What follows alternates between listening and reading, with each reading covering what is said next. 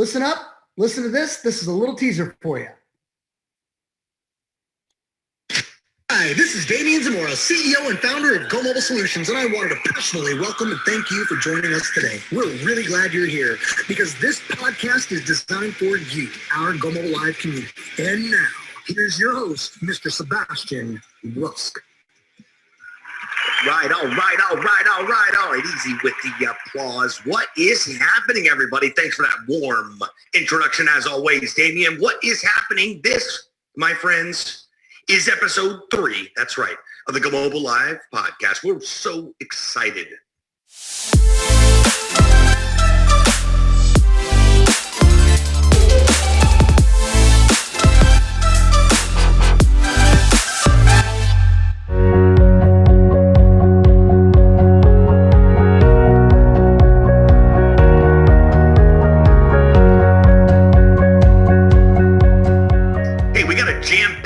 Today, so we're going to dive right into all the content. We've had a lot happening within our Go Mobile community, literally all across the world. We're going global, baby. In fact, we are global. That's right. With the boots on the ground strategy of doing meetups. That's right. Old school hand-to-hand combat with smiles and business cards, baby. Meeting people in different areas with common interest or people that have an interest around the type of event that you're hosting. You're hosting an online marketing workshop in a local town, and local and small businesses see that. They're probably going to be inclined to say, I need that. Can we just talk about for a second the level of buzz around what's taking place with our Social Agency Pro solution? When we talk Facebook takeovers and makeovers, it's on and popping here with the Go Mobile community. Why? Because this done-for-you solution, it's something you can really sink your teeth into. Why? Because the Social Agency Pro solution is just another notch in your belt, another feather in your cap, another bullet in your arsenal of digital agency, local marketing solutions for you to provide.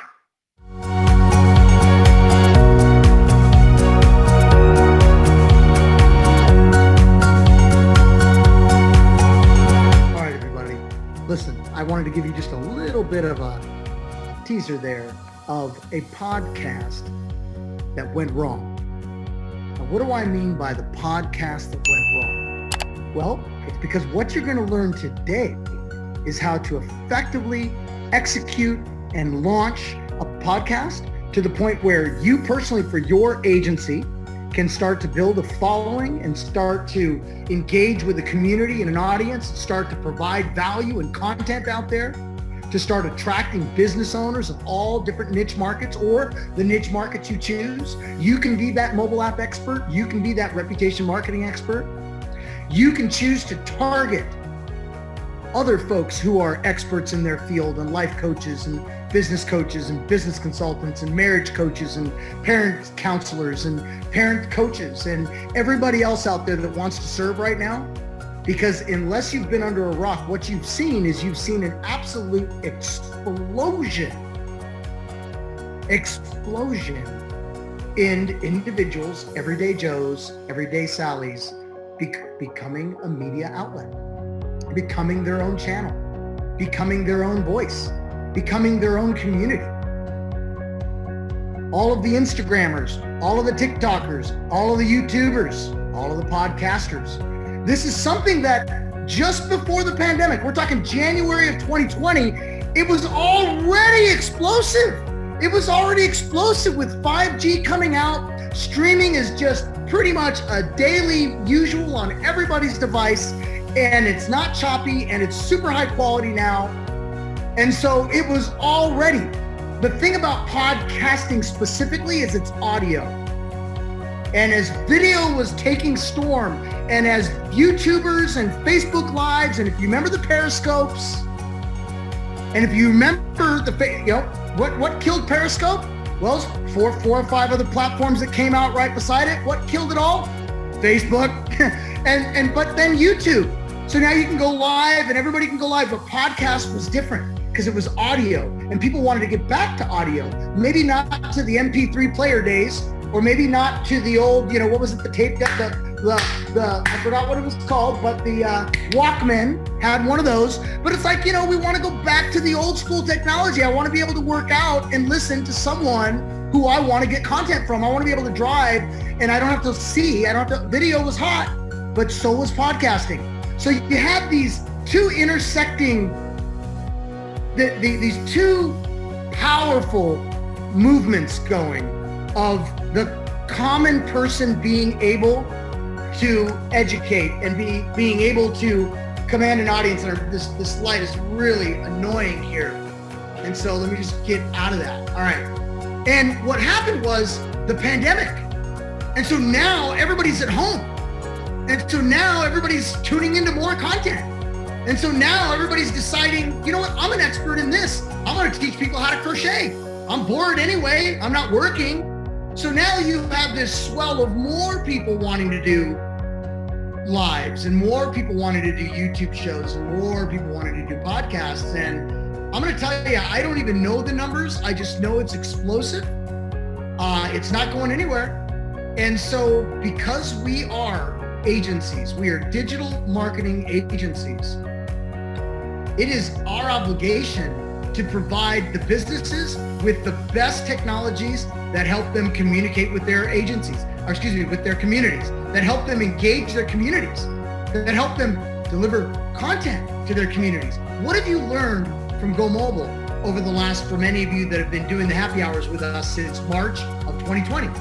When the pandemic hit, we started this very content series right here with some of the best thought leaders, some of the biggest business leaders, some of the best mindfulness, meditation experts, you name it, right?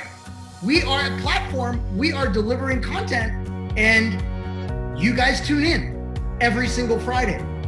Now, why can't the regular local business or the regular gym or the golf course or the pet hotel or the local restaurant or what if it's the local real estate agent?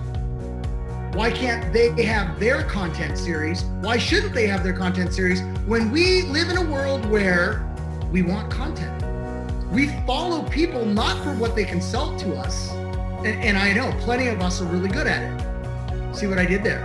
But we follow people because of the content and value that they deliver. And hey, unless they're a non-for-profit, every once in a while they better sell something or they're not going to be around to give me the content that I like getting, right? But right now it's a wide open world for influencers and content creators, course creators, podcasters. All right, I started off by playing Go Mobile Live podcast, which we did several years ago. This might be 2017-ish range, because maybe even 16-ish, because I remember there was going to be a little advertisement for when we were going to Jamaica, and it was really cool, little music and stuff. Anyway, the bottom line is, why did I say that it went wrong? Why did I say it was a podcast effort that went wrong? Well, a podcast that puts 3 podcasts out in the world and stops there, that is my perfect example that I'm human too, and that I also chase shiny objects and then don't follow through with my goals, right? Now, I just want to level with all of you right here. Did that mean that podcasting suddenly wasn't as hot as it was? No, I was early and I wanted to invest the time, and I did have the resource, which you're going to meet right now when I introduce my guest properly here. I did have the resource to be able to execute, but I didn't stay consistent to it. So what we're going to learn today is why just a little bit of consistency and getting a podcast out there and using this platform, this amazing platform out there, audio, and even we're going to talk a little bit about video podcasting and things like that. And we're going to pick my expert's brain, because my expert is the CEO of the Podcast Launch Lab. He's also the author of a couple of books. And one book, which I thought was absolutely absolute fun book, was Social Media Sucks. I'll let him explain a little bit about his journey and how he arrived at podcasting. But right now, he's out there doing some big work for some big names. He's helping some of the biggest names out there execute on their podcast. In fact, I'm going to tell you a little bit of story about us, but first I'm going to let him say hi to you. But when I was Proud Papa Moment was just about a handful of years ago, which probably got us talking again and for us to understand about this podcast thing. He was all in my ear, and you'll hear how 20 years ago he was all in my ear too. He was all in my ear, so I had to do it. But I was so impressed because he was on stage for traffic and conversion as the MC of the largest marketing event on the planet, who is run by really good friends and mentors of mine like Perry Belcher and Roland Frazier and Brian Dice. And I'm like, what? The number one salesman of my sales floor in 2002, 2 decades ago, is the MC at the largest marketing event in the planet. Wow. Anyway, my guest, Mr. Sebastian Rusk, now longtime friend, spanning over a couple of decades. He's still a punk. I love him to death. He's out there in Miami, and he's social media expert and an author and a podcast expert. My friends, please, warm welcome for Mr. Sebastian Rusk, ladies and gentlemen. Say hi to Sebastian Rusk. Sebastian, say hi. Damien Zamora. How are you, buddy? I'm doing great. There's very few people that I will put my Friday evening on hold for. And Damien Zamora is on that short list. So Dame, it's my distinct pleasure to be here with your community as always. It's been a couple years since I've seen some Go Mobile faces. I trust that everyone is doing incredible out there. I've seen a couple of familiar faces and names join our conversation here, as people say. They just joined the room here. So hello, everybody. Hello, new faces. Hello, old faces. Hello, Sonia. I see you there in the chat. Thanks so much. The one and only Mr. Martin's in the house. So great to see all of you. Damien, thanks for the opportunity to have a conversation. Emma Ray says hello. Hello, everybody. I just need to let everybody know, and I want to preface this conversation, that people ask me often, what's the best bit of advice that you've ever been given? And I quickly answer, it takes longer than you think. And I always like to add to that, it's going to take as long as it's going to take.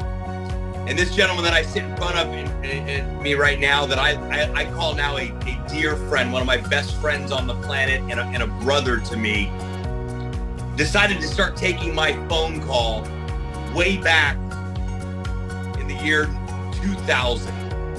You see, I was a young 20-year-old with an itty-bitty baby living in a very, very cold suburb of Chicago, tripping over toothpicks to pick up pennies. And I was up one night feeding her, and I saw a television commercial, in fact, an infomercial. I think they still call them that these days, for an opportunity to put people into business on the internet. And my job in Chicago was to identify large wholesalers that could register domain names in masses. And I thought, you know what? These guys are registering domain names. So I quickly called the 800 number. I got to the call center. Everybody said, I don't know what you're talking about, sir. And I finally found my way to Irvine, California, to a guy by the name of Damien Zamora. And I called Damien Zamora like the DA looking for child support. I was Charlie Sheen in Wall Street. Kid calls me 67 days in a row, wants to be a player. That was me. And he picked up the phone and he said, you ever been to Southern California before? I said, no, I haven't, but I'm not here to talk to you about California. Here we are 20 years later. So that's my preface real quick there. Hold on, because this took how many months of calling? 6. Okay. This man for called one phone call. This guy called my office. This is when we had 100 employees, by the way, and I was on the corner overlooking the Newport Beach Bay and the golf course, right? Living a young 20-year-old punk's dream on the 14th floor in Newport Beach. And this guy's pounding me every day for 6 months. I keep telling my assistants, I had 2 at the time, right? I was an idiot. I would tell him, you know what? Tell that guy I'm not here and don't take his calls anymore. And then one day I decided, which I'm going to let this be a learning moment for all of you, number one, when they're that good at selling, flip the fucking script and hire them. So I said, put him through. Go ahead, Sebastian. Well, I also made friends with Kat, that was his assistant at the time. And that made a tremendous amount of help. I didn't realize that I was good at building rapport at 20 years old. But, you know, we talked about trying to get that domain deal together. And of course, you squeezed me down to the last penny. And I'm like, I've got to make money on the deal. You're like, I'm not interested. And we ended up having no deal because you said, when you're done, exactly, Christine, the power of persistence. When you're done tripping over toothpicks to pick up pennies, give me a call. You're $100,000 a year player, kid. And when you realize that and believe that, call me back. 6 months later, it was December. I was frozen. My daughter was nearly a year old. And I like to evaluate my life. I was making adulting decisions at 20 going, well, I made about 55 grand this year. How do I make 110 grand? Maybe I'll call that nut out in California back and see if what he said is true. And I called him and he picked up the phone. He didn't say hello. He didn't say, how are you? He didn't say, great to hear from you. He said, you're ready, aren't you? And I said, I'm ready for a conversation. And he said, listen, get out here to Orange County and I'll put you up. And I said, all right, well, hold on a second here, big guy. You're looking for new talent. I'm exploring opportunities. I'm not going anywhere. You're actually going to fly me out there, put me up, and we're going to have an intelligent conversation about what's possible. Put me back through to Catherine. Catherine booked my travel. I got out there for the weekend. You and I had a great weekend. Actually, the first day that I get there, he's coming back from Las Vegas with his family. And a drive back from Vegas is a crapshoot to Southern California. It could be 4 hours. It could be 12. Lucky me, this was one of those 8 to 9 hour trips back. But he told me to go to this place called South Coast Plaza in Costa Mesa. It's a really cool mall. Michael Jackson's been there. And I thought, okay, great. Never been to California in my life. I fly into LA, I rent a car, I'm driving down, your typical first trip to California, and I'm just living the dream. I'm in California, cue all the 70s California songs, and I get to South Coast Plaza, and he goes, I'll be there in about a few hours. And I'm thinking I can burn a couple hours. And then it was 4 hours. And then it was 8 o'clock. The mall's closing, and this guy is nowhere to be found. Finally rolls into town at 11 p.m. And I thought, thank God he showed up. Because I'm thinking, I think this guy set me up, and I'm just in California, and he's a stranger, and I don't even know what's going to happen. And he rolls in at 11 p.m. and gets his family settled, the car unpacked, puts everybody to bed, and him and I polished off a fair share amount of red wine. And we sat in his living room, and he said, you know, you're going to make your first 100 grand going to work for me. And I said, oh, yeah? And he said, yeah, but I'm going to need you to do one thing. We're going to take the day off tomorrow. We're going to watch football. We're going to play golf. And then we're going to get started at 5 a.m. on Monday. And I'm about to spit my red wine out. I apologize. What time? And he looked at me and he goes, let me explain something to you. 5 a.m. is 8 a.m. everywhere else. We get started at 5 a.m. But until then, let's crack open another bottle of wine, and I'm going to give you my game plan and vision for you. I want you to walk into that sales floor, and I want you to step on every single toe that you see and ruffle as many feathers as you can and close as many deals as possible. I'm like, is that a good idea? It sure is. Fast forward, we had a great Sunday. I start that morning. He drops me off at the office at 6 a.m. and he tells me I'm going to have someone to train you. His name is Frank. And I said, with all due respect, Damien, I don't know Frank yet, but I don't need a trainer. What I do need is some qualified leads and a telephone. And that's exactly what he did. I walked in. Frank and I didn't hit it off so well on the first day, but this guy drops me off at 6 a.m. at this sales office with 15 other strangers, fellow sales reps. And it's 7 o'clock on the first day. And I said, you going to come pick me up? And he said, do you get $5,000 on the board yet? And I said, no. He goes, well, you let me know and I'll come get you.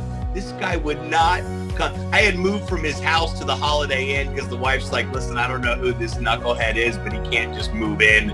So he puts me up at the Holiday Inn. And his idea was that the Holiday Inn had this airport shuttle. And the office was directly across the street from the airport. And he said, well, this is going to work great because tomorrow morning, you can just take the shuttle to the office, and then when you're done. And I said, Damien, I know that the airport's across the street, but that's not like across the street, kind of across the street. Like you had to jump over some barricades and the shuttle stopped running early. Thankfully, he said, okay, I won't make you take the shuttle. Just let me know when you get $5,000 on the board and I'll come and pick you up. But those were my very, very first experiences in early days of Damien Zamora in the world of internet marketing and what was possible with what he had going on here. And we fast forward a year later, I sure did clear the year at $103,000, $426.13, if anybody's really counting. Got Salesman of the Year, got a nice little Tiffany's crystal that I still hold dear to my heart that said 2002 Salesman of the Year. I got a bonus check. They sent me to the Caribbean and I came back and quit. And that's the story right there. That's where it all began. And I think the internet started to pick up with how we got back in touch with people and, of course, getting booked with traffic and conversions, which is a crazy story in and of itself, allowed us to really reconnect and say, hey, what's possible here? Because you always told me that I was wet behind the ears. I was an incredible salesman, but I was wet behind the ears, and that really pissed me off because our deal was I would come out and sell for a year, but then I would become the director of business development. In hindsight, I look back, this guy, I hate to say would have been a lunatic because he was, maybe still is, to even dream of putting a guy like me in a position to get out there. And I'll never forget the talk. And I got pissed at him one day. And I said, what's the deal, man? You said I'm going to be the biz dev guy. And he said, I don't feel comfortable sending somebody like yourself that needs more experience, I don't want to hear that at 22, out to represent my company and my brand. I believe it could in turn be a liability. And I'm just not prepared to do that. Plus, you're a hell of a salesman, and I don't want to kiss away $800,000 a year in sales. Back on the phone. And I never understood that, and I was really angry with him at the time, but I should have been angry with myself because I wasn't realizing that everything takes time. How much time? As long as it's going to take. And I look back now 20 years later, had I not been able to experience this with Damien, had I not been able to get out there, and I was just on a walk this morning and I saw an Oldsmobile Delta 88 parked in front of somebody's house. And I thought, that's the car that I drove to Southern California. Everybody called it a Buick, but they always joked, this kid showed up 21 years old with a brand new baby and a very young, hot wife in an Oldsmobile to Orange County, California.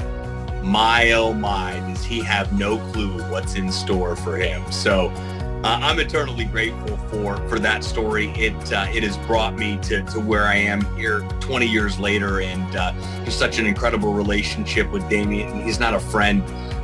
He's a brother and somebody that I trust and confide in, and a very, very integral part of my life. So to be here tonight truly is full circle.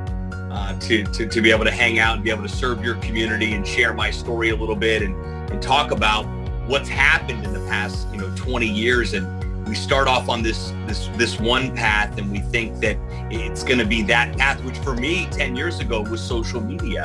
And here we are 11 years later, and my life's work has become podcasting and helping people and empowering people to understand what's possible. And after all that good stuff that he says about me, This guy is a nut job. He's always been a nut job. He's the best salesman I know. And the best salesman you know can be nut jobs. As you can see, we have a real fun relationship, Sebastian and I do. And it's right. He's true right down to the letter of, like, literally, I introduced him to the sales manager of the floor, and he told me, with all due respect, can you just give me the phone? And the sales manager was pissed. He huffed. He went out the door. He slammed the door, and he went out to have a smoke. He was pissed. I remember that. And this guy outsold everybody on the floor that day. He outsold everybody on the floor that week. He outsold everybody on the floor that month. And then, as he said, he eloquently outsold everybody all year, and then flew the coop. How about I was only supposed to come out for the weekend? Yeah. And I ended up staying a week, and he looked at me, it was 2 weeks before Christmas. He said, shit, dude, you made about $8,000 in 2 weeks. You may want to just stay out through the end of the year. And I did. Well, and he did $1 million in sales. You know, he made roughly 10%. That's how he, you know, when it all said and done with bonuses and everything, that's why he made $100,000. And so for any of you that have been through my masterminds and you've heard me talking about hiring salespeople, you probably heard some similar things in Sebastian's story, but you know, it's you never, a couple of things you learn there. If you didn't, I'll point them out. You never take your number one salesman and turn them into a manager, because they're the worst managers. They're the best salespeople, and they need to stay that way. And so when you turn them into a manager, you took the best person at selling and put them in the worst position they're possible at. And this is every salesperson, not just Sebastian. And you now just shot a hole in your $1 million a year in revenue. Your number one salesman's now off the board. That also starts to bring the energy of the rest of the sales crew down, because the monthly sales number goes down. Ask me how I know this. Okay, the other learning moment there is you can always give them a little bit of an incentive and always put that little carrot out there. You can make them a team leader, lead by example, give them a little piece of everybody's action, but you got to always beat everybody around you. And as long as you're number one, you can remain team leader. So the other learning moment for you is that Sebastian made his money, changed his life, learned to work in a corporate environment.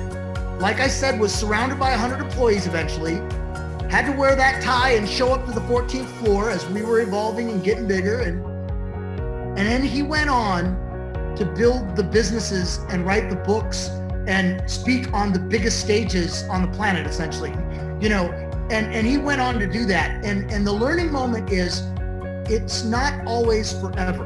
In fact, it most always is not forever. And what it's really about is when you hire salespeople or you hire people into your company, you want to provide value, education, and experience and value and life enhancements in ways that sometimes you don't even know that they are going to exist, you know, once you get into it. And then at the end, when you look back a couple decades later or a decade later, it was as rewarding for me, Damien Zamora, to have Sebastian Rusk enter my life as it was to have Damien Zamora enter Sebastian Rusk's life. And that's the learning moment I'll say to you is, at which point it's time for that employee to move on to greener pastures or to find other opportunity. You need to always ask yourself, and I've got people that look up to me that haven't worked for me for years and years and years and years. Always ask yourself, and I used to always say, I hope it was as good for you as it was for me. I hope that the experience was as good for you as it was for me, just to be more clear there. And I can truly say that I learned a lot of patience by having a man of the caliber of Sebastian Rusk. And I want all of you who choose to hire salespeople to understand you have a responsibility. The stronger the sales talent that you attract, the greater the responsibility is to manage the expectations, to manage the individual, to manage the goals, to manage the focus.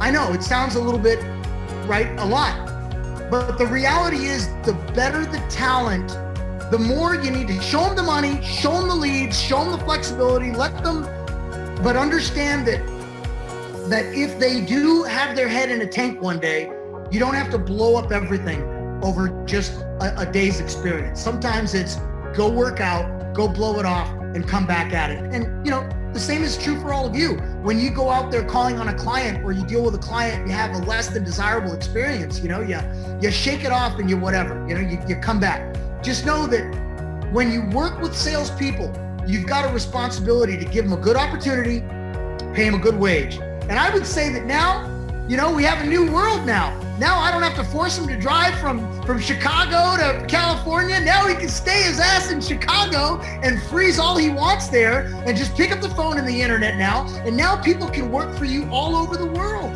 and you can provide this opportunity. And for those of you that are in this business, and then I'm going to turn it over to, I told myself right at the 30-minute mark, I was going to be done with the story. So we're going to pass it over for the content that you came for. But the reality is, for you being in the digital marketing agency business, selling digital marketing services, never been a better time than to be in it right now. You need to be thinking about attracting salespeople. You need to attract talent. You need to attract appointment setters and closers. Now, back to today's topic. I want to quickly just take it, and we can maybe shoot the shit a little bit later on about the story. But we're moving on from the story now. This is such an important topic. Whether it's that you're going to embrace what you're going to learn today to do for yourself, or whether you're going to give some tips to your clients, or whether you're going to just target the podcasters out there because of the cool stuff that mobile apps can do for podcasters or other influencers or life coaches out there. So there's 3 things that you could potentially, or all 3, one and or all 3 that you can potentially implement with what you're going to learn today around podcasting. And I'm going to say it again. It's either you're going to learn how to get your own podcast going, whether it's around your digital agency or your other life mission and passion that you may have, and you're going to learn strategies around that. You're going to take notes and you're going to learn strategies to teach those businesses that you serve, ways that why they should have podcasts and how to get the value out of that. And then third is targeting this niche, targeting these podcasters. All right, so it's informal. If you want, you can interrupt us. You can put the chat in here. You can stop us. You can ask us any questions. You can go on camera. You don't have to be shy. If you want to stay off camera, you're fine with that too. I hope you enjoyed the story. There will be a part 2. There's a lot more to that story. There's a lot more shenanigans and a lot more fun that we had, a lot more lessons that were learned. And we'll share that stuff with you because we're probably going to get a podcast going again. We're probably going to, tell stories again. I think that stuff works really well with podcasting. But now you came to hear from Mr. Sebastian Rusk. So Sebastian Rusk, my first question for you is, when you're working with digital marketing agencies, because I know you work with many, especially being on the stage of the digital marketer. I mean, really, traffic and conversion. What's your healthy approach to this? What other people I know, and plenty on this call, could be a mountain that they're looking at. Is this really a mountain to climb? Is this really something that I should just cover my ears and pretend I don't hear about it? Or cover my eyes and maybe it's not as big as it really is? Or what would you suggest to people that are digital marketing agencies? And let's go right into it. If it was 1985 and I called you and I said, hey, Damien, I've got a primetime spot in Los Angeles at 10 a.m. for you to come on and talk on the FM dial about your business. Do you want it? You wouldn't think about it. You wouldn't pray about it. You wouldn't sleep on it. You wouldn't talk to your wife about it. You'd say yes. You'd jump off the radio cliff and you would figure it out on the way down. The same theory applies today, but it's even better. There's no rules. There's rules with everything, but there's not as much red tape. You don't have to play the, can I do this? Can I not do this? What's my time slot? What can I do? What can I say? Who can I talk to? That's where all the restrictions came when it came to traditional media. We're living now in a space a technology that's now 2 decades old. Podcasting came on the scene in late 2002, 2003, one of the first platforms for audio platforms to be digitized. A podcast was designed to be a cast to be put out on a iPod, not to be confused with an iPad, hence the word podcast. It had a little bit of a bump early on of excitement and then kind of died off. And that's been the ongoing trend with podcasting. But if you look at where we're at now in 2021, that we live in a world where we want it yesterday. We want it quick, we want it fast, and we want it as easy as possible and with as least friction as possible. And it makes perfect sense that podcasting is gaining popularity because radio is on its way out the door. New technology is on its way in the door. And with us living in this, my good friend Gary Vee says we're in this voice era where it'll be here for the next decade and a half, if not more. This audio era. And if you don't believe me, when's the last time that you weren't able to order something by saying, hey, Alexa, I'm out of shampoo? I don't order shampoo, but I know I should not say that, so I'm going to go order something. But we can literally... It just went off. Yeah, we can literally speak things into existence. I mean, why get up and turn the lights on when we can just say, Google Home, turn the living room lights on? So living in this voice and audio era is extremely exciting because it makes our lives easier. We've got smart this and smart that and smart that. And podcasting, I'm sorry, Donald, got your Alexa going too there. So if we look at how audio is impacting our lives, it's not only removing the friction from it, but it's making our lives easier. Now, when we look at content from an agency perspective, if I was a Go Mobile agency right now, and I wanted to figure out a new way to create a platform where I can connect with new people, build new relationships, create new content, and achieve all those objectives in one shot, podcast is a no-brainer for me. Why? Because I can start one today. It doesn't take a ton of expertise and work to be able to put a podcast into play. But more importantly, if you're getting on the phone and cold calling and banging the phones, and I tell you what, I've got more phone hours in than I care to even talk about. I wish podcasts were around then, because I firmly believe that a podcast has replaced the cold call. Now, I don't think that cold calling will ever go away. I just asked Damien, but I think that there's some more creative ways to be able to get through that gatekeeper, almost eliminate that gatekeeper. Let me give you an example. If I call Damien 6 months in a row in the year 2000, I got to call him. I got to leave voicemails. That's actually something you would leave on a telephone, and it would blink a little light on his phone for his assistant to grab. They would write down a note and pass it to Damien. That's how things used to go back in the day. This day and age, like I got booked for traffic and conversions 5 years ago, I send a tweet out real quick.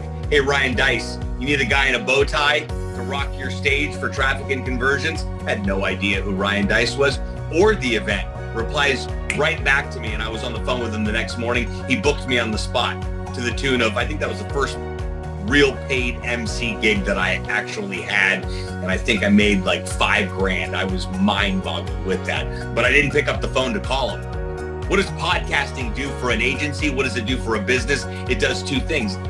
It right out of the gate. Number one, eliminates the gatekeeper and cold calling. Number two, allows you to immediately disarm a prospect. Damien, I want to sell you something. Click. Damien, I'd love to get you on my podcast and tell your story. I really love what you're up to and what you've built here with Go Mobile. You've got some incredible technology. You've clearly got an incredible team around you. And I want to tell this story on my podcast. Now, I know damn well I want to sell something to Damien, but I'm going to lead with the fact that I want to stroke his ego and tell his story. Because by the time I'm done doing that, I know for a fact that I've got Damien's full, undivided attention because I've led with service. I've led with what can I do for you? Not what can you do for me? What can I do for you? And people are more inclined to give you what you want when you lead with service. So if you're a digital agency, which that's everybody we're talking to right now, and you're out there hustling and figuring out your next opportunity in new business, what does it look like to start interviewing the people that you want to do business with? My podcast, Beyond the Story podcast, I've rebranded that show 3 times over 11 years. I finally got serious with it in 2016 when I went all in with podcasting because I thought, who am I to sell a podcasting service without a podcast? My show's #1 revenue generating tool are interviews. I want to have conversations with people that are up to incredible things, have an active social media presence, but have no podcast strategy in place, but they want one. And I've been able to really carve out that real niche and say, I don't have anybody else on the show unless they fit that exact demographic. So it took me 11 years to figure that out. But again, it's going to take as long as it's going to take. So if you're listening to this right now and you're thinking, how can I find more customers and have more conversations and build more relationships? That's why you're here tonight for this conversation. Damien, I don't know where you went, buddy. Yeah, I'm right here. Okay. I'm right here. And I wanted to tell you, he just gave you a really good model. So let me just, I'm going to dial it home a little bit more here for you. If you are in Clark County and you're going to feature Clark County businesses and things that they're doing that are noteworthy in the community, okay? And let's just say that's going to be your theme. You insert your county, you insert your city, you insert your XYZ, okay? And so maybe it is a restaurant that made a big donation to the Pediatric Cancer Society, okay? Maybe it's interviewing someone else that made a big donation to a different charity, or that did something for the community, or that did something for the youth, or that did something for the local school, or that did something for the local church. I want the ideas to get flowing here. I want these ideas to be real for you. So it could be, right, that it's of your church and of your faith, and no one has stepped out to do a podcast yet, but you. And now you want to interview other members of the church or business owners that are members of the church. Again, just an example.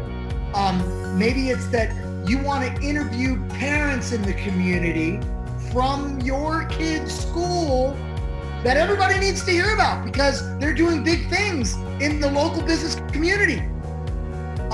Again, just thinking out loud here, leading with service by having an interview show. For those of you that are on here that can stomach doing you don't even have to go on camera. You're literally just going on audio, and I know Sebastian's going to talk a little bit more about that, but you're saying, hey, I've got the podcast that meets with business owners in the community that are doing this really good stuff, and I found you're doing this really good stuff, and I'd like to give you exposure. Are you in? Well, of course, they're in, and then you do your little interview, and you make your little podcast, and boom, now you can sell them your other services. You led with service, and that's what he was talking about. This is a very real example. Now, for those of you that say, I can't stomach being the mouthpiece on this, I don't actually want to be the one on that, well, guess what? I wasn't picking up the phone, calling the people when I hired Sebastian. I hired Sebastian to do that for me. You could always find someone that is more charismatic or that does this naturally or whatever, that you could make the voice and give them a great opportunity. Maybe it's a commission revenue split on all the mobile apps that are sold by way of the podcast. Again, I'm thinking out loud here, guys. But now you partner up with someone that's like a Sebastian, for instance, that can really get the people going and just interview community business owners for a specific subject or a specific target or a specific cause. And what kind of ongoing longer effects can you get of people that know? Brought to you by the XYZ agency, brought to you by the XYZ mobile app company. And by the way, if you're interested in mobile app, go over here. Okay, back to you, Sebastian. I just really that was a great model. I want to make sure people know. People out there right now are doing directory listings. And a lot of you that are on this happy hour right now that are doing the things with the directories, okay, you're leading with service. You're saying, hey, I can give you a free listing in my directory. This is another way that you can lead with service for specific type of businesses. Go ahead, Sebastian.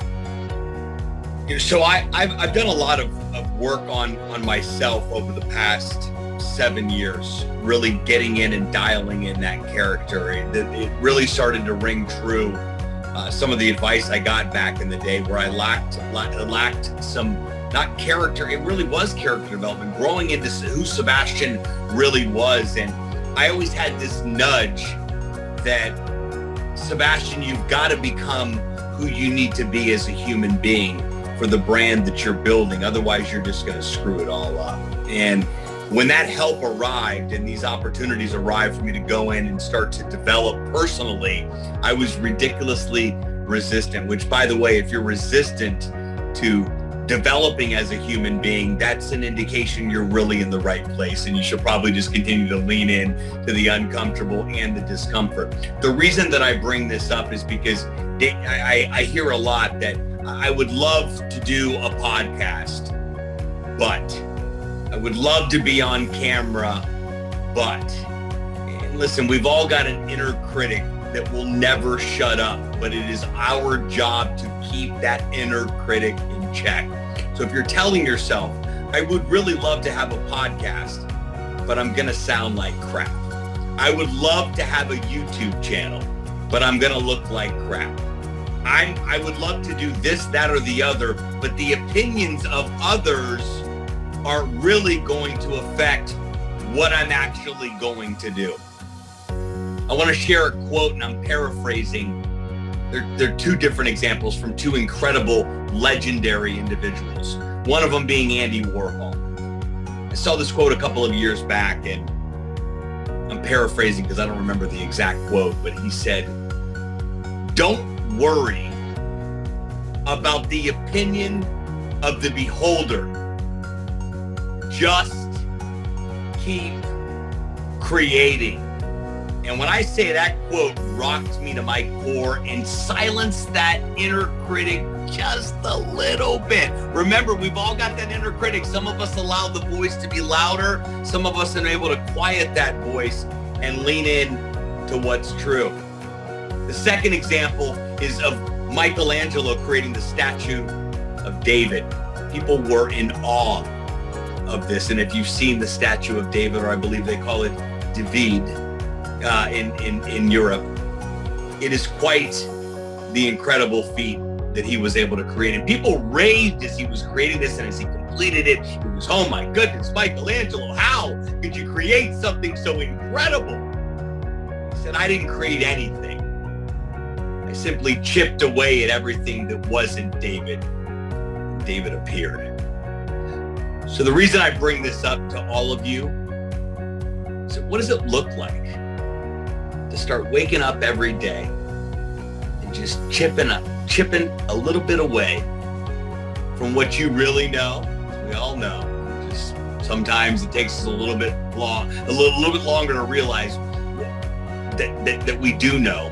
What does it look like to chip away a little bit more every single day to really become who I believe we were put on this planet to be? I believe there's a calling and an assignment on all of our lives. There's no doubt on that at all. And there are people assigned to our calling on our lives. The only question is, are you going to show up for those people? And are you going to respond to that calling for whatever that may be? And that's not a woo-woo statement. That is a human experience statement that I'm sharing with you. And I dug a little deeper with this, Damien, because I want people to understand that really stuck in my mind because I hear it a lot. I want to do it, but, and I say, but what?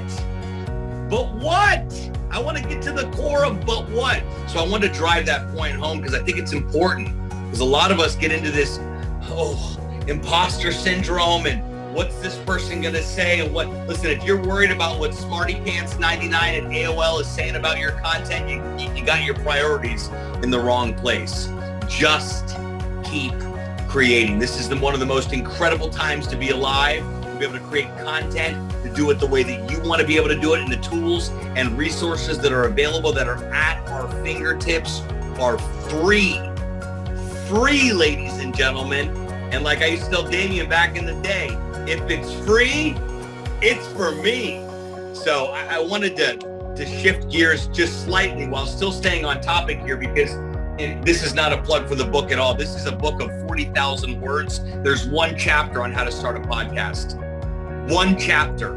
You know why? Because I dug in to the real work involved with creating content and actually doing it and sticking to it. Things like your mindset, your commitment, the work involved, your BS excuses, all the things that get in the way of the shoulda, coulda, woulda.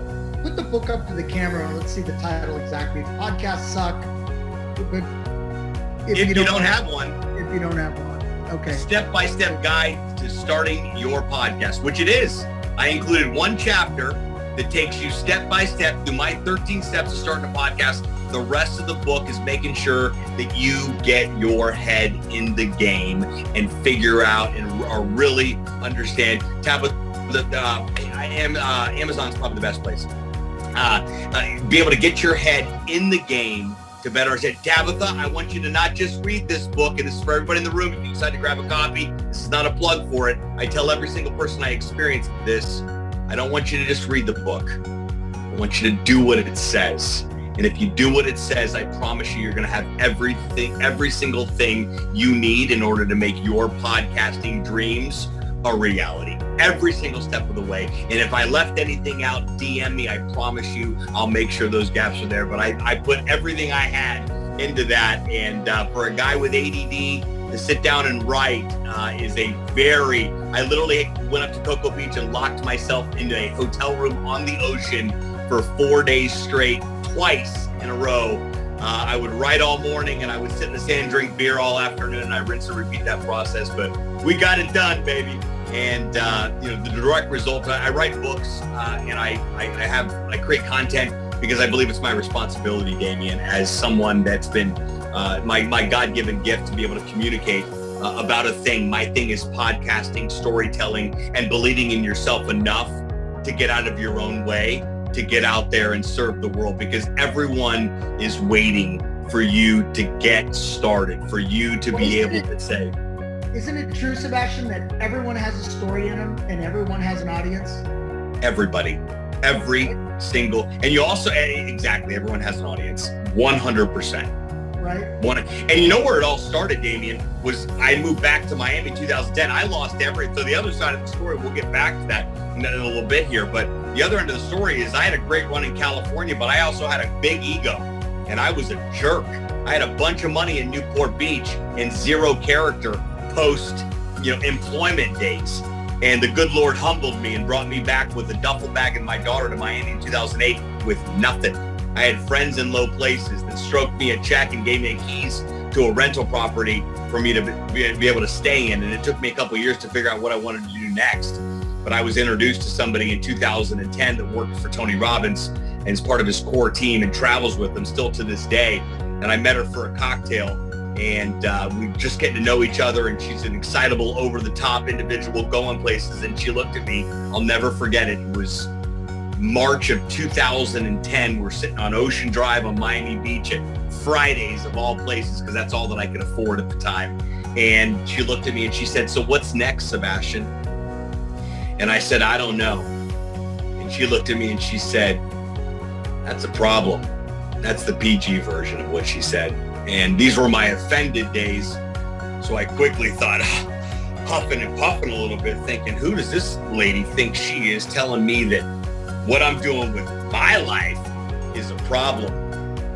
And this was not one of those monumental conversations where the shift happened almost instantly, and it rocks me to my core. And I said, "You know what? Enlighten me. What do you mean by that's a problem?" And she said, "Let me ask you a question. Who's missing out because you're not showing up?" And I thought, we conceptualized Social Buzz TV at that happy hour table that night. I had a logo the next day. 6 months later, I was starting to gain some traction. And a year later, I started to make money, and it started Social Buzz Agency from that initial conversation. But had that person not challenged my thought process, and I still say it today. I'm part of an incredible community over on Clubhouse called Breakfast with Champions. I know a few of you have commented about Clubhouse, and we'll get into that in a minute here and how that crosses over with podcasting. But an individual spoke in there not too long ago, and I heard them say something very comparable to that question I was asked. And they said, "Who loses if you don't win?" And to me, I don't know about you, but I check my pulse and I say that rattles me to my core when I've got to ask myself that question. It's a sobering question to ask yourself. And I wake up every day at 4:30 in the morning to join this community over on Clubhouse like some kind of lunatic. And 4:30 is a painful time to wake up. But I ask myself one question: what are you committed to? And I'm committed to leaving people different than the way that I found them. I'm committed to impact. I don't care about the money. I don't care about the riches. I don't care about anything. I used to care all about that. If if you lead with impact and service and loving on people and leaving them different than how you found them, the rest of it just falls into place. Yes, sir. All right. So now let's go back on podcasts and talk about podcasts for the businesses, right? So like, we're talking everything from the butchers, the bakers, and the candlestick makers, and everything in between, all across the globe. I mean, why do they need a podcast, and what the hell can it do for them? I just think it's a differentiator for a local business to be able. We don't do a lot of local business podcasts, but had a local business call me and they were passionate for what they wanted to do and they had an idea and concept, I would 100% take them on as a client and get them launched. But if I'm asked, what can a local business do, which I'm often, what can a local business do? What can a stay-at-home mom do? What can a crocheter do?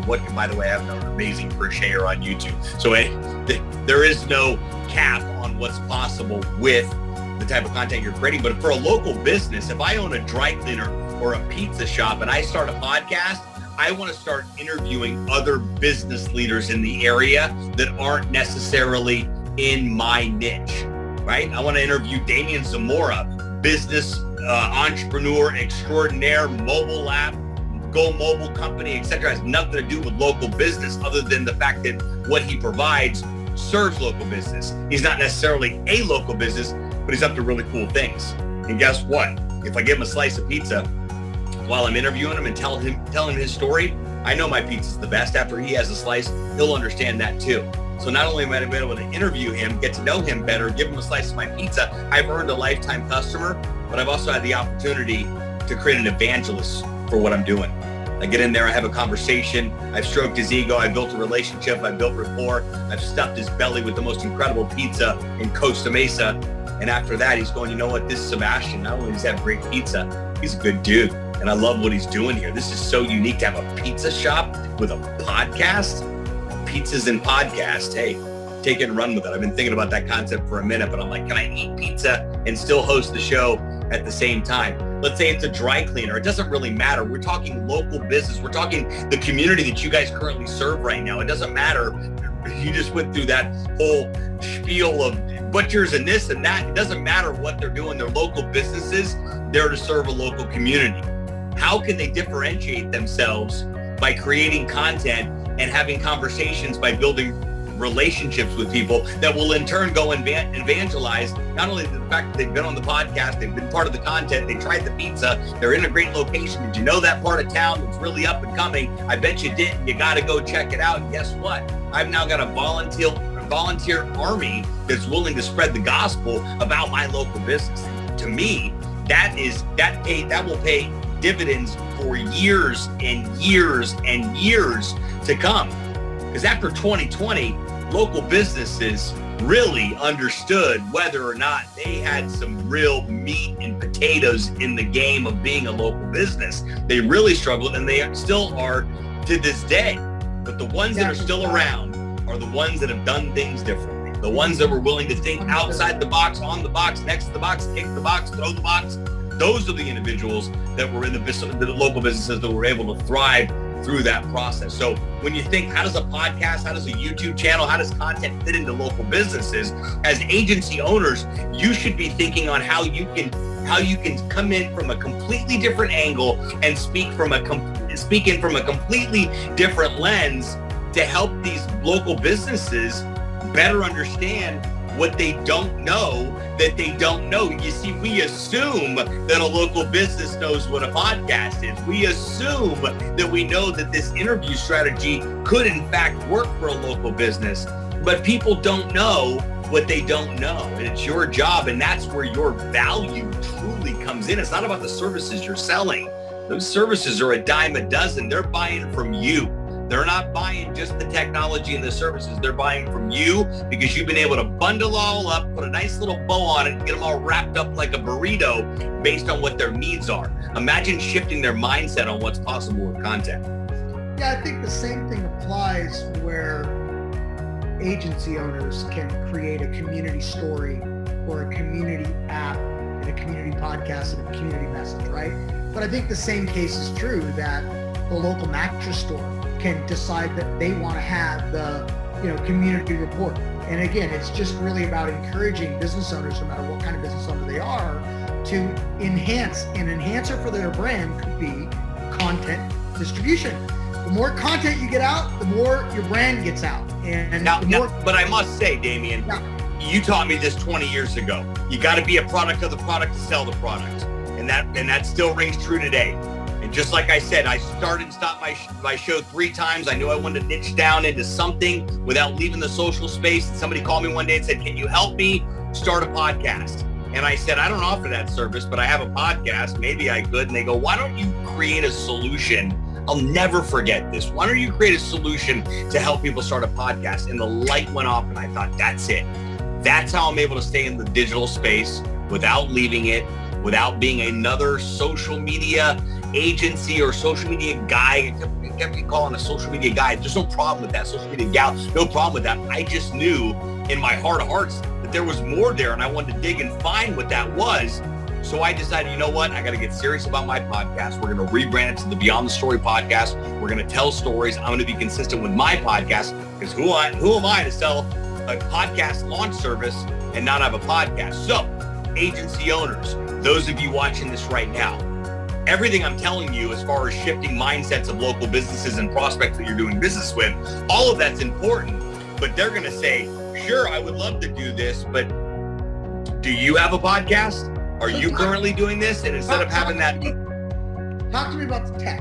I know that we can pull this off low tech. So I would really like you to convey really how low tech this can be pulled off. It really is. So if we're just starting and figuring out, is this even something that's possible and it's going to work? And am I able to work through my inner critic? And am I going to sound at that? All of the questions that run through our mind, I always recommend Podcasting 101 is best done with an app called Anchor, anchor.fm. It's a free app. Spotify bought them for $1 bazillion a couple of years back. And it is frowned upon in the unpopular opinion in the podcasting world. So don't Google, should I use Anchor for a podcast? Because there's plenty of negative information about it. However, I'm a firm believer. Let's get in and see if something's going to work. Let's take our crazy ideas and execute on them. You can download the Anchor app tonight. Create a show, your cover art, your intro, your outro, your jingle, record your first episode, upload it, get it to Apple and Spotify by the morning. Heck, you can even monetize the thing through the Anchor app. Now, as the thing matures and grows and you realize you got some traction, you want to move away from that. But as far as getting in and realizing, can I start today starting a podcast? Absolutely.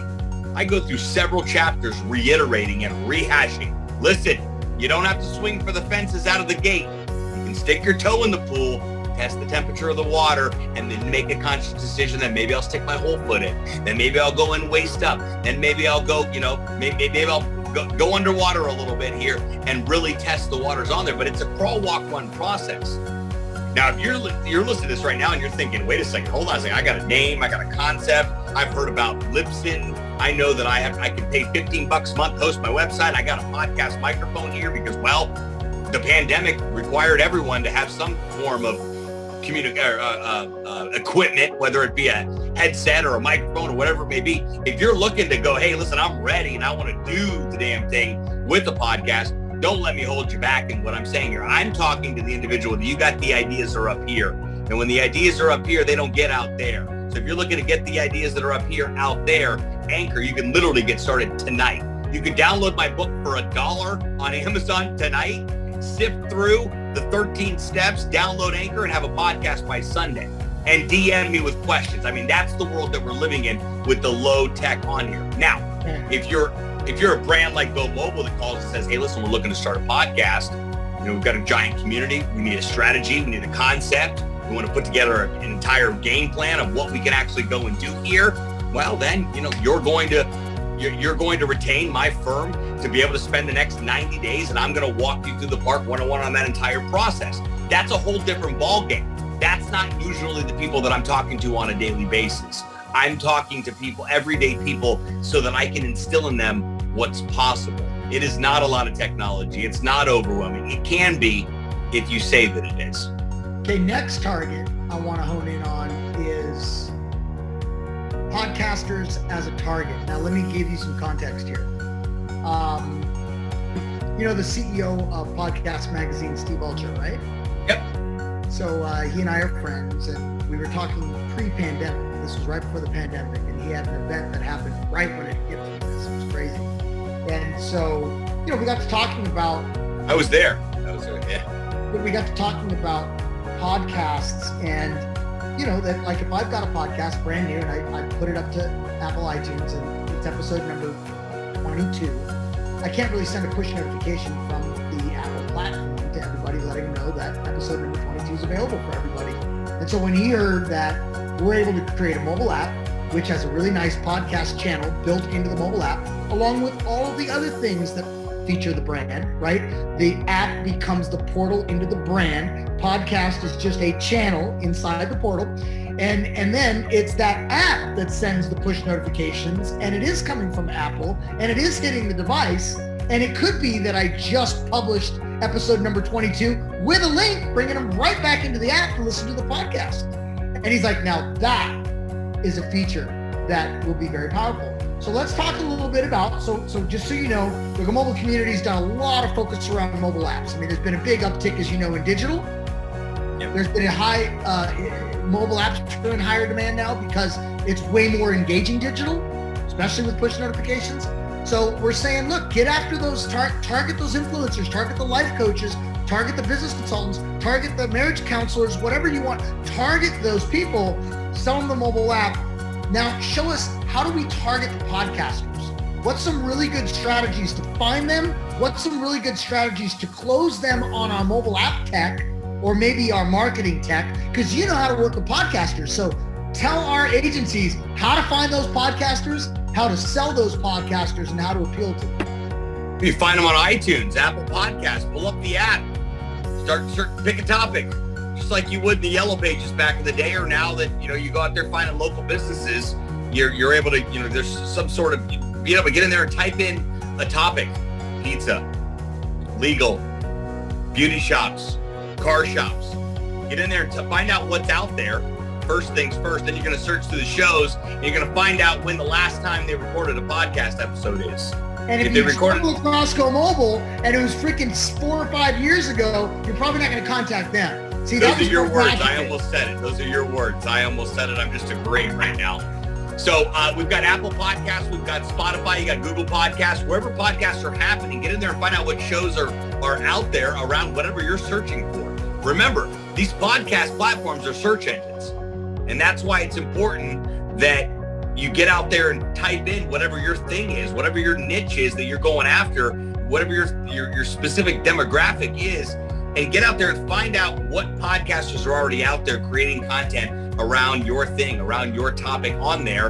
And there's always a website, or at least there should be. If there's not, that's not the person for you anyway. And you can get to the podcast website and to the contact form, and usually the contact form leads to you being able to send some sort of communication to them in which you're going to need to get creative with. Now, my good buddy John Lee Dumas, you might know him as JLD, once told me that if you're going to reach out to podcasts that you want to be, and this is a little bit of a different example, but the same thing because you're trying to sell something. If you want to get booked on a popular podcast, you need to go do your due diligence and find out what episodes specifically they've talked about. And JLD said, Sebastian, the message that you'll send is, hi, Go Mobile Podcast. My name's Sebastian Rusk. I really like episode 121 that you guys did, where you talked about being able to offer mobile apps to local businesses. I'm actually a local business podcast expert, and I see that you talk about this, that, and the other, and I love what you did with episode 121. But what would it look like if you talked about podcasting within a local business to mix in with the content you're already talking about? I would absolutely love to be a guest on your podcast if you're open for new opportunities of that. Let's continue the conversation. What have I done? Go ahead. Let me help with this. This is great. I feel like I'm in a mastermind. So now when we know how to find them. Shit, he just gave you 6 or 7 different platforms out there. We know how to find them by the millions, depending on all the different creative search terms you find. And so now we find all the people that feel like it's important to put content out there. We can find out when their latest show was, Because if it was just last week or last month, that's a pretty good target zone. If it was last year or last decade, well, that's a problem, right? So we know how to find them. And now reaching out to them, I love it because, and I'll tell a little bit of story on a spam that got to me that was actually effective, but this is why this works. You're reaching out to them about their content. They like that. You're also identifying specific content. Now you're not just spamming or whatever, like you literally are a listener, and you've identified specific content and you've related why it attracted you. That particular episode probably relates to your product line or your message or your agenda or something that has a connection there that you're able to tie in. Now you've got, now there's congruency. There's a reason for us to talk. There's a reason for you to reach out, and you've reached out, and maybe you've tied in your product line, and you're not doing a lot of selling in that. You're really looking for a conversation. Let's have a conversation, or I want to be on your podcast, or I want you on my podcast, or I want to talk to you about.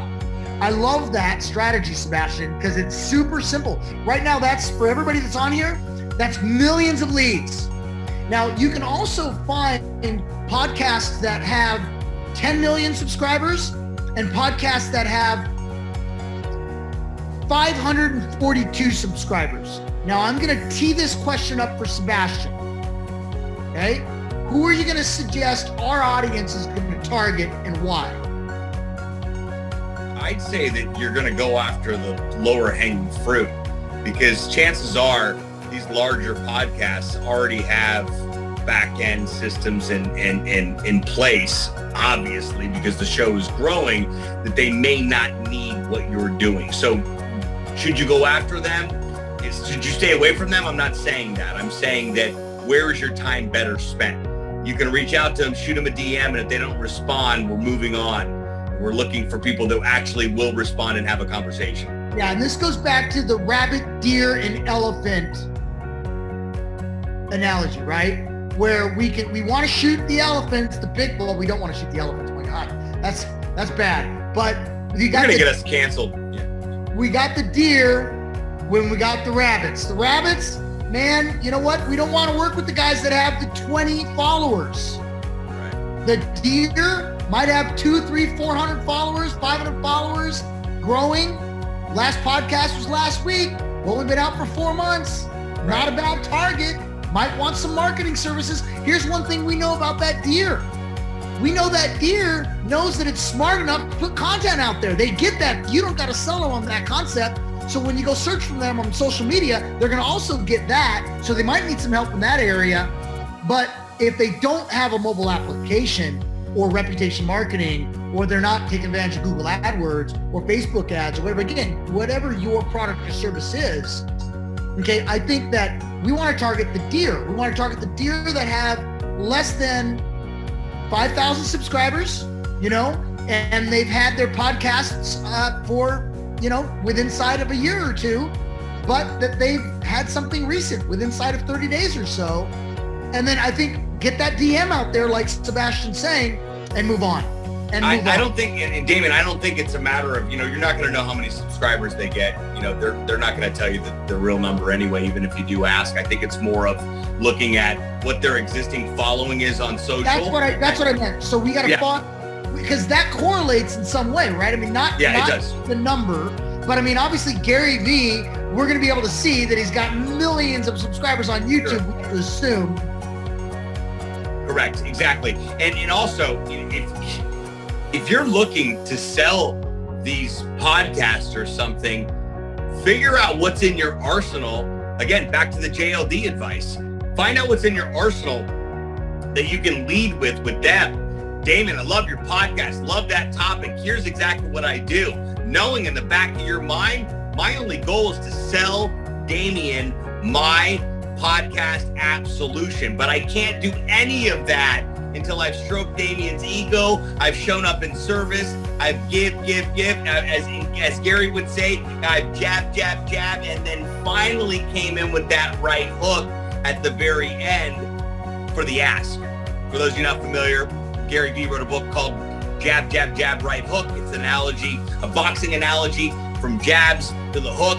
The jabs are service, jab, there's 5 jabs, jab, jab, jab, jab, jab. Right hook. You notice there's more jabs than there are a right hook. The right hook is the ask. The right hook is the sale, going in for the actual sale. But you spend a lot of time jabbing. Look at the boxing analogy. What do boxers do? They spend a majority of their time jabbing. So as agency owners, get out there and jab as much as you possibly can and try to get on these podcasts and have intelligent conversations and provide value so you can say, listen, I don't know if you know this or not, Damien, but you got a badass podcast. It's incredible. The only challenge is Apple sends one notification out every time that new application goes out, every time that new episode drops. What would it look like to be able to have that same type of your same podcast content that lives on these same platforms, all within an app platform that you control, and then you have the power, and the push notifications that you control? What would that look like on there? That's even possible. It certainly is. Hey, listen, and you don't close them right then and there. You don't ask them to screen share and go through. You don't want to go pitch right out of the gate. You want to say it 100%. In fact, that's exactly what we do here at the Sebastian Rusk Agency. We help podcasters and local businesses take all of their digital assets and bring them into one centralized location that's digestible for people to subscribe to, consume, etc. So if that even remotely piques your interest at all, I'd love to schedule a call and have another conversation about that. Okay, so we're going to take this one step further. So now this is how to target podcasters, influencers. And remember, you're going to pick niches that you jive with. So if you jive with crocheting, then that's the niche you jive with. If you jive with parenting, if you jive with relationships, by the way, teaser alert on relationships next Friday, Happy Hour. Put that aside for a minute. But I mean, if you jive with various, missions, movement, groups, nonprofits, then this is the target area for you to be hunting down these podcasts, to be doing your jabs. So I want you to pick the market that you're going to jive in because you know the language, or it's important to you, or it means a lot to you. And that's where you're going to go and do all your DMs, and you're going to lead by saying, I really can relate to your content. I love episode number XYZ. In fact, and then we're not going to sell them. We're just going to try to get them on the phone. Now, you're going to love this, Sebastian. So we had a mastermind about a month ago, and Paul Snyder, he does $2 million a year in mobile apps, by the way, Sebastian. He's our probably top gross revenue producer that's been with us for about 6 years now. And he, in that mastermind, and by the way, you come up every time I do a mastermind. Martin, who's on here, has been mastermind, so he knows. David Arnold is also on here, mastermind, so he knows. We always bring up your name. You never go unannounced because I use you as an example. But anyway, and here's what he says. Let's go with the least amount of information to get them excited so that we can get on the phone. So he would create an army of ants, and he would create referring partners. And he would do it because, let's think about it, mobile apps or digital marketing, if you guys aren't involved in mobile apps, just use that in this conversation, okay? In this example that I'm going to give you. It's an exciting topic. It's real easy to build some excitement around it. And here's this guy who's in his 60s, late 60s or whatever, and like he gets tech, but here's how he does it. He does it in such a simple way. Oh yeah, I'm in the mobile app business, and you won't believe how exciting mobile apps are right now, or what they're doing for businesses. And then he shuts up. And what happens is the other person is gonna say, "Oh, really? What's so exciting about it?" Or and that's it. And he's been doing it for 6 freaking years, and now he's got a lot of people that refer him mobile app sales, and he does big, $100,000 jobs and things like that, But the whole fact of the matter is he just, now think about reaching out to podcasters in that niche that you jive with, sending that DM, referencing an episode, and then saying, I'm in the mobile application business. You wouldn't believe what mobile apps are doing for pet hotel owners right now. Something like that. Social proof.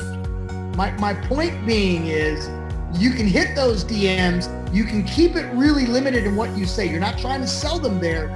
You just want to have a conversation with them. And this is a way. And guess what? That individual that has the podcast may not be the one that buys your app.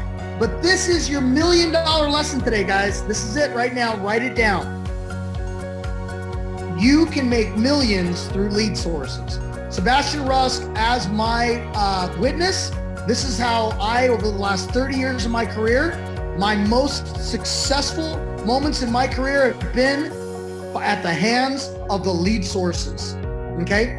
And so if I'm going after a podcaster that has an audience of several thousand people, and I let them know how exciting, and now who do we want? We don't want those several thousand people to be people that crochet. We want those several thousand people to be business owners, right? So if we're going after the podcast people who target business owners in your specific niche, then suddenly that whole concept of, man, mobile apps are amazing for this specific niche, and there's so much money to be made.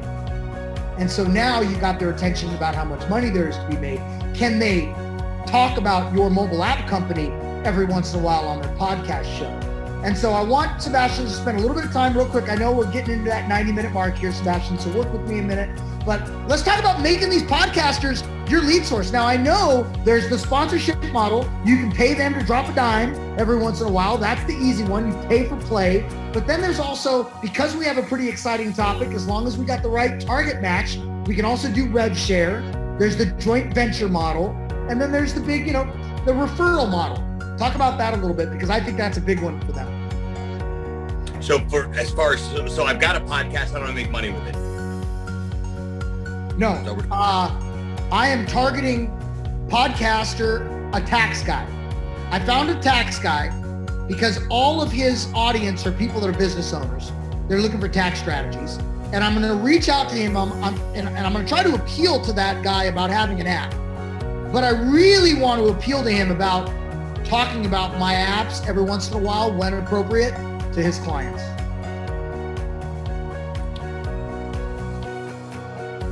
I had a quick shift there because my brain's so consumed in podcast. So if I'm sitting in front of the tax guy, the first thing that comes to my mind is, can I give the guy an app and make him happy and do something with him? Can I give him the bro deal or the dudette deal for what I'm doing to get him in his good graces? But I nailed it.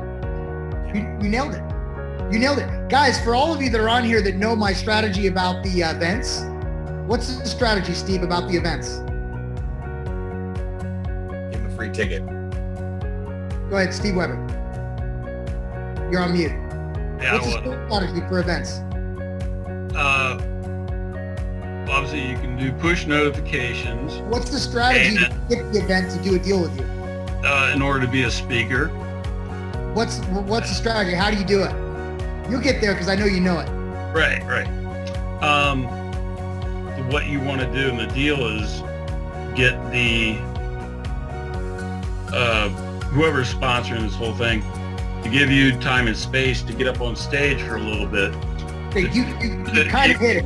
You share everything, and you have an app for that event. Let me clean it up. Can connect to. So basically, you reach out to the sponsorship department. They're going to take your call because they want to sell you a 10x10 booth.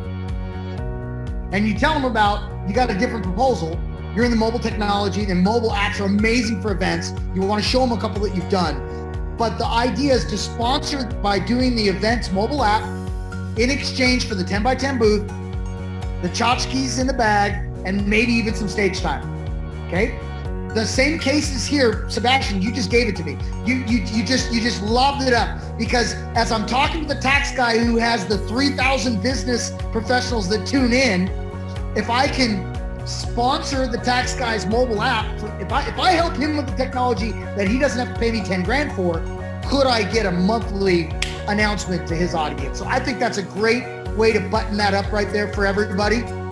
Remember, all you got to use is a credit or two for you to be able to get Go Mobile to build that app for you, and you can sponsor, so when you're going to go after influencers or coaches or podcasters, potentially look at, and you might want to know, there's another little deal here. I'm a deal maker, Sebastian. So another deal here could be the first 5 customers you send me, your app's paid for, and then I start paying you $500 a crack after that.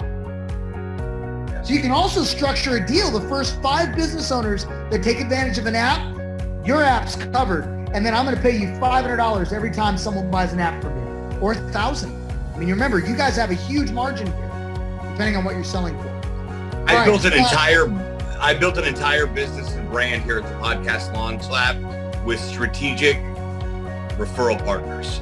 That's it. I don't buy leads. I don't run ads. I've spent thousands and thousands of dollars trying to figure it out and get internet rich generating leads, and it simply doesn't work. You know what works is building relationships and putting strategic deals together with those relationships of people that believe in what you're doing, because you showed up in service to them, over-delivered, not just delivered, over-delivered for them. And as Gary Vee would say, you guilt them into doing business with you. You've done so much for them. You've day traded so much attention and so much service with them that they're willing to do anything for you. And that's truly what happens when you're able to identify those strategic referral partners. So if you built your business on strategic referral partners, what are some other great recommendations that you would give our audience on getting really good strategic referral partners? They don't have to. Hey, I'm Sebastian Rusk. I own the Podcast Launch Lab. I see that you currently got this event going on in town. What can I do to help? I don't want anything from you. I don't need anything from you. I just want to be involved with the event. I'd love to have my logo on the collateral that goes out on there. And if there's an opportunity, heck, I'd love to MC the event if you need one. I've got a little bit of energy. You may be able to lose it. I won't charge you $1. I just want to be part of this community. Can I just get in the door? I've spent the last decade building a brand from nothing. I went around with a bus pass and a skateboard. I had no money and a fake Rolex. Now get into the shoes of someone here. Sure. Try to do the opposite. As far as? In other words, I don't have as much but I still want to get their attention. I still want to be able to get, let's go with a. You don't have to pay to do this. There isn't always, an investment isn't always currency. An investment is time, resources, service, and how you show up. And people remember how you showed up. They remember this guy. I can't tell you the countless gigs and opportunities that I've been afforded because I was just willing to show up, get in the room, have conversations, shake hands, kiss babies, and just be present to whatever could potentially be possible. Not asking for anything, not anything. People are expecting you to ask for something. They're expecting to be pitched. They're expecting to have a budget. They're expecting all of that. What they're not expecting to do is goes, Damien, hey, if you let me into your event, I'll put together this video recap and I'll give it to you for free. And I'll also do this, that, and the other. And you're looking at me like I got 10 heads and boogers, and I'm dead serious that I want to deliver on these things. And when we get done and you do what you said you're going to do, Damien's never going to forget who I am, ever. Why? Because I showed up in service and said, what can I do for you? And what can I do to serve your community? And a lot of people are like, why do you just want to do all that, Damien? What's in it for you? What's in it for me is that I get to serve you. And if I get to serve you and show up 100% of who I am, everything that I could ever imagine is going to fall into place. And that's right, life. So that's business. One thing I know is true about you is you're an incredible salesperson. And so I know what it takes to become an incredible salesperson. And I know that it takes constant ongoing study to continue to be a good salesperson. So I'm going to hit you with some objections because I know that you can help. I know you want to leave. I saw you look at the watch. Just work with me here. So 3 objections. I love everybody. I wake up at 4:30. You didn't tell her. I know. So 3 objections because everybody gets it. Number 1, I want you to think about it. You already thought about it when you picked up the phone. You thought about it when the thought was in your head and you had that little nudge in your belly. That's when you thought about it because you knew you needed to do it.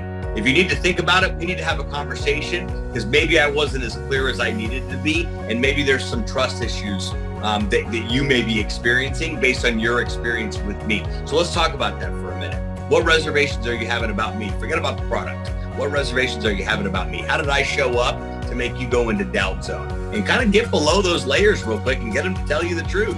There's nothing to think about. I had a lady tell me on Wednesday that she needed to think about it. How much is the program? I laid the price down. She said, great, I need to think about it. And guess what she said right after that? I need to talk to my husband. Guess what I said, Damien? Let's get your husband on the phone right now. Yeah, absolutely. I need to pray about it. Great, let's pray right now. So listen, there's always going to be an excuse there. Money is never the issue. Money is never the issue. That takes me to number 2. Okay. You know, Sebastian, I think this costs too much.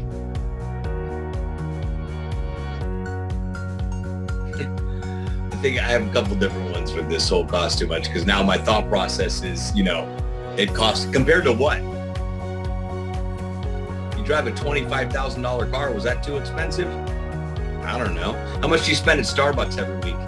Is that too expensive? I mean, let's really talk about what expensive really is. Let's just have a conversation about this real quick. Because here's the deal. It's never too expensive, and money's very rarely the issue. If we want something, we will walk through fire to figure it out. How many times have you bought something you knew damn well you couldn't afford? Me too. So what else is it? So what else is it? Because it's not money. I can't hang up the phone tonight in good faith with a clear conscience, knowing that you told me that it's the fact that you can't afford it. Because there's been many things that you know that you wanted that it didn't matter. We have one opportunity every single day, and that's to figure it out. So tonight, what can we do, Mr. Jones, to figure this out? All right. Now, there's a lot of competition in your business, sir, that are selling me marketing services left and right. You know what? I just don't know if I'm getting the best deal here or if I should consider the competition some more. With all due respect, Damien, you've never experienced me, my friend. I know we just met and we're mere strangers, and that's going to change as we continue to develop our relationship. I know there's a lot of things being sold out there everywhere, on television, on the internet. And I live in Miami. They sell bottled water and flowers on the corner here. There's stuff being sold everywhere. And what do you believe? The noise that there, you know what you believe, and you know what you make a decision based on? What your gut tells you, what your experience is based on our conversation.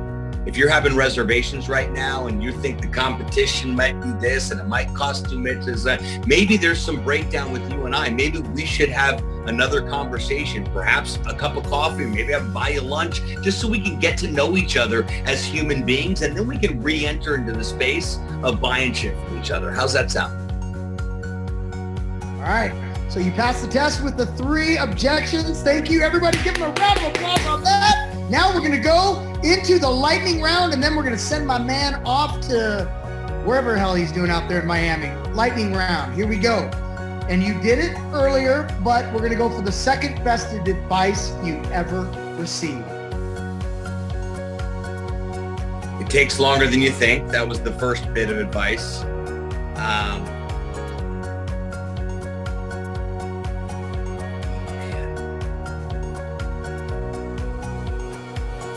Or the best advice you've ever received from me, if you want to throw that little bring. Yeah, I'm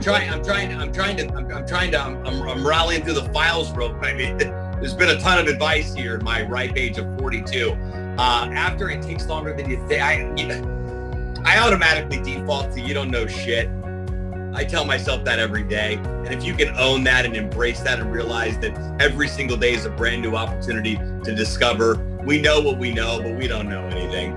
Love it. Love it. Okay. Now, a book that you would recommend to this audience, and why, other than your own, of course, what would that be? The entire Gary Vee series. Very few people have read the entire, all 5 books. Crush It, Thank You, Crush It, Thank You Economy, Jab, Jab, Jab, Right Hook, Ask Gary Vee, and then Crushing It was the follow-up, and he's about to come out with the 12th Hour, which will be his 6th. But he originally had a 5-book deal worth $1 million 10 years ago. If you read that entire library, which is still all relevant today, it will revolutionize your thought process and the way you run your business. You got a great compliment today from my boy John Wright here. He's White here, who says Gary Vee's energy without the F-bombs. Thank you for that, Sebastian. I was asked to not utilize those in this conversation, John, but I appreciate that compliment. All right, so an application, resource, or tool other than your own that you would recommend that can be super useful to this audience. I'm going to break that rule that I just did right now, John, because the name of the podcast I'm going to recommend, it forces me to do that. It's called Unfuck Yourself. That's the name of the podcast. Unfuck Nation, by a guy by the name of Gary John Bishop. And Gary John Bishop is an incredible communicator. He's a Scottish guy. He's got a real Scottish harsh accent, but he is probably one of the best personal development and life communicators that I've experienced. He's blown up over the past, I'd say, 6 years, written 3 books, Unfuck Yourself, Wise as Fuck, and Stop Doing That Shit. That's like his whole theme. And I apologize for my language and all this, but when you guys dig into Gary John Bishop, you'll realize that he's actually been able to build a brand here. This guy speaks truth into your life, practical truth. It's going to be uncomfortable. It's going to be a little unfamiliar, and that's where the growth happens. But here's the fun story about Gary John Bishop is that I went through a personal development program when I really hopped on this whole let's figure Sebastian out path. Back in 2013, I went through a program called the Landmark Forum. The Landmark Forum is a worldwide program. It's in every single city. If you haven't gone through it, go through it. It'll change your life. And they bring facilitators in from all over the world. It's never the same facilitator. And just as luck would have it, Gary John Bishop was my instructor for the Landmark Forum. And fast forward like 4 or 5 years after that, I saw his videos and then his books and then the brand. The guy sold over 4 million books now and has become an absolute phenomenon. So I would say my best bit of his life's advice is get some Jerry. I have friends on a daily basis that text me and say, thank you for making me listen to this. I said, I didn't make you do anything. I just made a simple recommendation that if you're open, you must be open to receive Gary John Bishop. Otherwise, it's not going to work and you're going to hate me and unfollow me. But if you're open to leaning into the unfamiliar and the uncomfortable, Gary John Bishop will change the way that you approach life and how you approach the accountability for your life. Remember, we got one shot at this thing. And before going all Tony Robbins on everybody, I'm just sharing my personal experience. We got one shot at this thing called life. And I don't know about you, but there's there's nobody that is in their late life going, well, I regret not, the only thing they regret is the things that they did not do and the opportunities to impact the people that they did. And Gary helps you really come full circle with all that and become accountable. The most growth I've had in my entire life is becoming 100% accountable for my life and realizing everything is my fault. Everything. And I'm 100% responsible for that. And I'm also responsible for how I show up in this world and how I impact people. And that all trickles into your business, into your agency, and the people that you're actually serving. So your morning routine, 4:30 a.m. every single day, most days, Monday through Friday. I'm already a morning person, thanks to Damien Zamora 20 years ago. But something woke me up about 5 weeks ago and said, you need to jump in this Breakfast with Champions room on Clubhouse at 5 a.m. Eastern. For some reason or another. I get up at 4:30 because I got to be ready for Breakfast with Champions because you got to raise your hand and you got to get on stage. My buddy Glenn Lundy started this movement 9 months ago. It's amassed into a gigantic movement. There's 500 people in this room at 5 o'clock in the morning. They've got now 12 hours of programming all day long of inspiration, motivation, and education to help you start your day different. Glenn is just a change maker, and the people that are in that community are absolutely incredible. New faces, old faces you'll see in there. I knew the room was going. It's been going for 9 months. For some reason, I woke up 6 weeks ago and said, maybe I'll jump in there. And as soon as I did, Glenn brought me on stage. And when you're on stage, you got the ability to unmic and share and be part of this community. And I got to tell you, it's been one of the most exciting 6 weeks of my life getting involved with that. But it's the accountability. Every day my phone goes off at 4:30 in the morning. And I know that room starts at 5. And if you don't get on, raise your hand right at 5 a.m., you're probably not going to get on stage and you're not going to be able to get involved. But more important, I asked myself, Sebastian, what are you committed to? And I'm committed to making an impact, and I'm committed to showing up for the people that need me, that need to experience my gifts and be able to absorb other people's gifts too. And I can only do that by showing up in service and being in community. So technology, apps, who would have known an app like Clubhouse was going to show up a year ago in the middle of a pandemic and revolutionize where we're at in this social audio era that we're living in here. But it's just absolutely incredible to see what happens. But yeah, that's morning routine. Start on Clubhouse, get the workout in. They're very, again, it's very structured on what's happening in Breakfast with Champions, because their goal is to inspire, motivate, and educate. But it's also helping. Glenn constantly says, if you can show up every day and join us at 5 a.m., I guarantee that you will change the way you start your day. And if you change the way you start your day, you're going to change the way your entire day goes and how you operate and how you show up in the world for yourself, your family, your clients. Beautiful. All right, man, this has been absolutely fantastic. Thank you so much. My pleasure. Somebody just asked me about an invite on Clubhouse. It's no longer invite only. If you're having trouble getting in for some reason, shoot me a DM. Podcast Launch Guy over on Instagram, and I can help you out. But it's no longer invite only. That was an incredible strategy by Clubhouse because it was only iOS and it was only invite only. So the FOMO was real. Yep. Now the FOMO switched over to Bitcoin. So listen, my friend. Yes, sir. Absolutely an honor, because one of the things that I want to make sure my community here, our community, the Go Mobile community really understands from this is, 2 decades later, I could be featuring someone that was the number one salesperson, the number one talented employee for sales on my floor 20 years ago, that I could be featuring him teaching my students today strategies because of the skills and things that he's learned. I got to tell you, this is such an honor. It's such an honor. It was an honor to get you into my life. During that year, I learned a lot from you.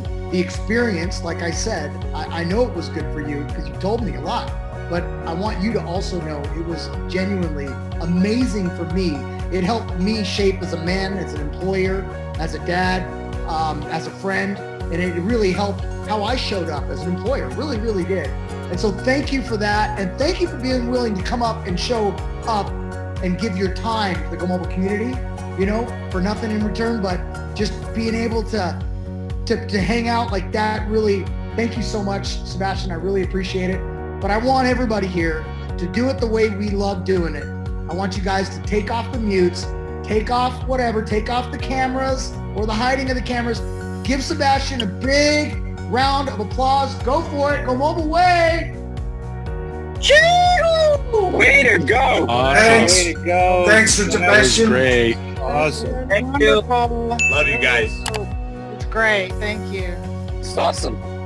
You guys.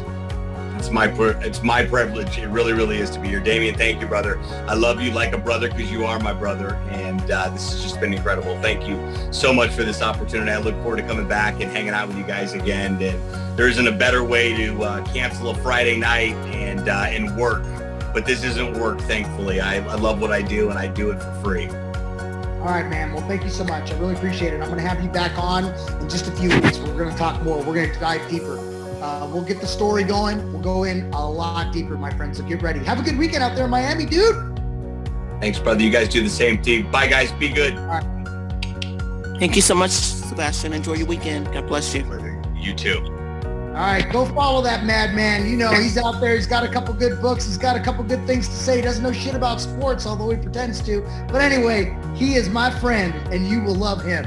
All right, guys. Thank you so much for showing up. I know there's so much that you could be doing on a Friday night as well, but instead, you showed up to see what we had cooking tonight. So I hope it was tasting great, and I hope you have a fantastic weekend. Go give your loved ones a big hug, because I'll be doing that right now. I'm here with my mom and dad in San Diego. It's been nice being able to spend time, and my wife, being able to spend time with family and see friends. So what's really important about what we're doing? Yes, we're out there and we're serving business owners, but what's really important?